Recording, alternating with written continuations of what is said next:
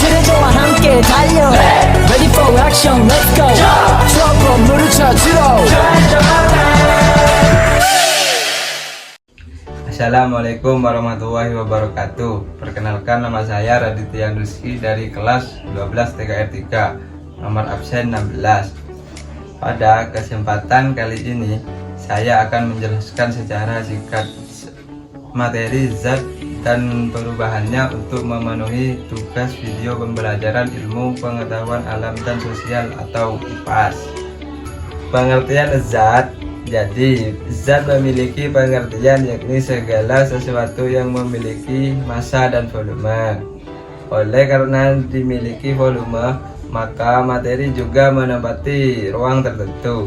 Berdasarkan sifat kimianya, materi dibagi menjadi beberapa golongan atau lebih dikenal sebagai klasifikasi materi.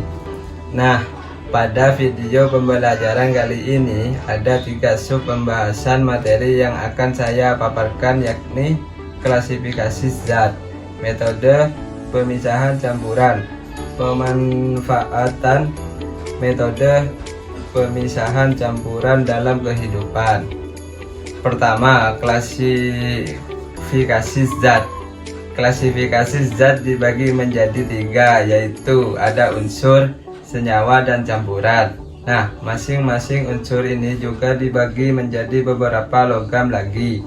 Misalnya, pada unsur dibagi menjadi 3 logam, non-logam, dan semi-logam. Kemudian pada senyawa itu ada asam, basa, dan garam. Sedangkan pada campuran ada homogen dan heterogen.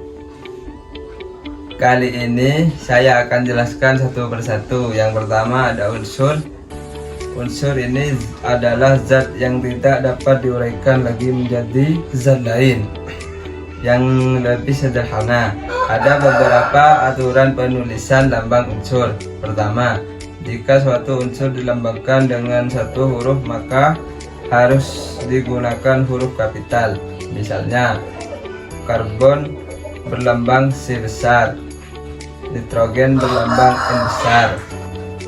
Kedua, jika suatu unsur dilambangkan dengan 2 huruf, maka huruf pertama menggunakan huruf kapital dan huruf berikutnya menggunakan huruf kecil. Misalnya, tembaga berlambang CU dan berlambang AU.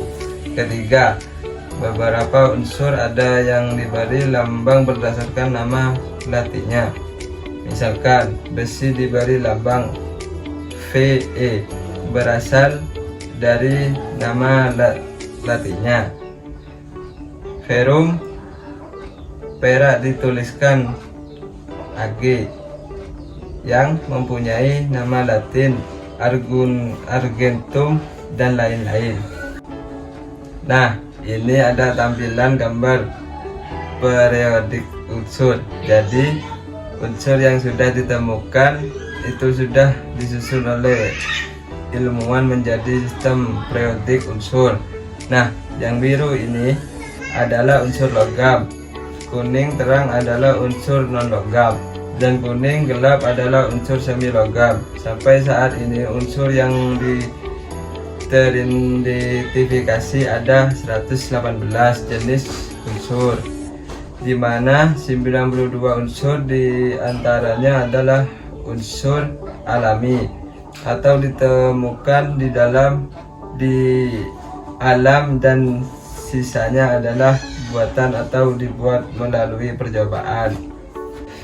Nah, kita masuk ke unsur yang pertama, yaitu unsur logam. Unsur logam ini adalah unsur-unsur yang mempunyai sifat-sifat sebagai berikut, yakni yang pertama, wujud zat pada suhu kamar 25 derajat adalah padat, kecuali raksa dan cesium bentuk cair.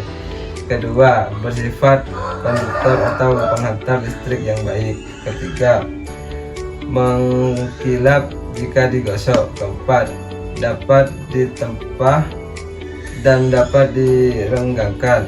Nah, ini adalah tampilan gambar contoh unsur logam, diantaranya lithium, natrium, kalium, rubidium. Selanjutnya ada unsur non-logam. Unsur non-logam ini adalah unsur-unsur yang mempunyai sifat sebagai berikut. Pertama, pada suhu kamar, wujud zat ada yang berbentuk zat padat, zat cair dan gas dan karbon. Unsur yang berupa zat pada umumnya rapuh atau getas, mudah patah, contohnya karbon. Ketiga, bersifat isolator atau tidak menghantarkan listrik kecuali grafit atau karbon, dan tidak melengkapi meskipun digosok kecuali intan. Beberapa contoh unsur non-logam adalah hidrogen, nitrogen, oksigen, karbon, belerang, fosfor, klorin, iodin, dan helium. Berikutnya ada unsur semi logam. Unsur semi logam atau bisa disebut juga unsur metaloid adalah unsur-unsur yang mempunyai sifat peralihan dari logam ke non-logam sehingga mempunyai sebagian sifat logam maupun sifat non-logam. Unsur ini umumnya bersifat semikonduktor sehingga banyak digunakan sebagai bahan pembuat komponen elektronik seperti transistor, IC, dan dioda. Contohnya unsur metaloid adalah silikon, karbon, dan arsen. Nah, klasifikasi zat yang kedua itu senyawa. Senyawa ini adalah zat tunggal yang dapat diuraikan menjadi dua buah unsur atau lebih secara kimia. Dapat diartikan juga sebagai hubungan antara dua unsur atau lebih hasil dari reaksi kimia. Contoh senyawa adalah air, garam dapur, asam, cuka, dan lain-lain.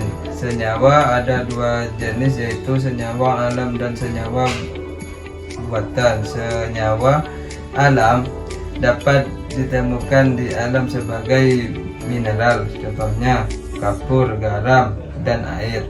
Senyawa buatan sengaja dibuat oleh manusia, contohnya alkohol, gula, vitamin, dan sebagainya.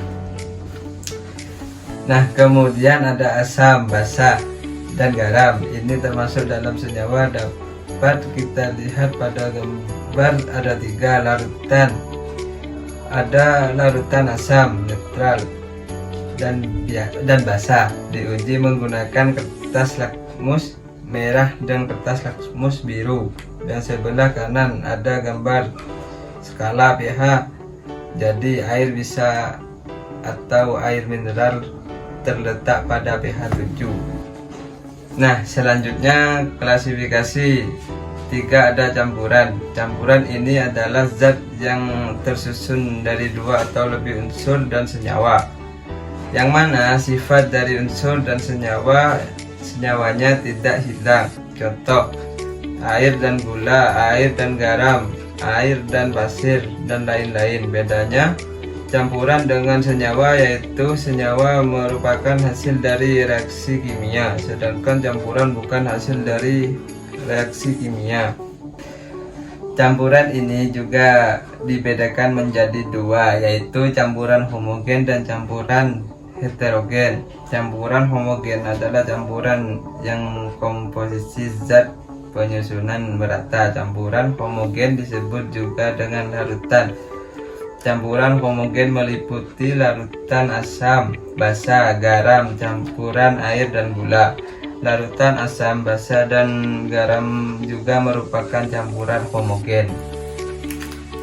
Selanjutnya, yang kedua yaitu campuran heterogen. Campuran heterogen ini adalah campuran antara 2 jenis atau yang lebih partikel. Partikel penyusunnya masih bisa dibedakan antara yang satu dengan yang lain, atau secara sederhana dapat dikatakan campuran yang komposisi zat penyusunannya tidak merata. Campuran heterogen ini juga dibedakan lagi menjadi 2, yaitu suspensi dan koloid.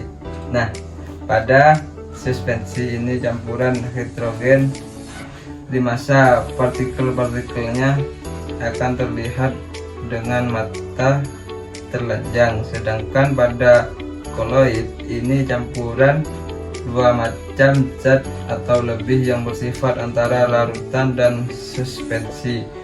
Dilihat sepintas koloid tampak homogen, tetapi jika dilihat dengan mikroskop ultra bersifat heterogen.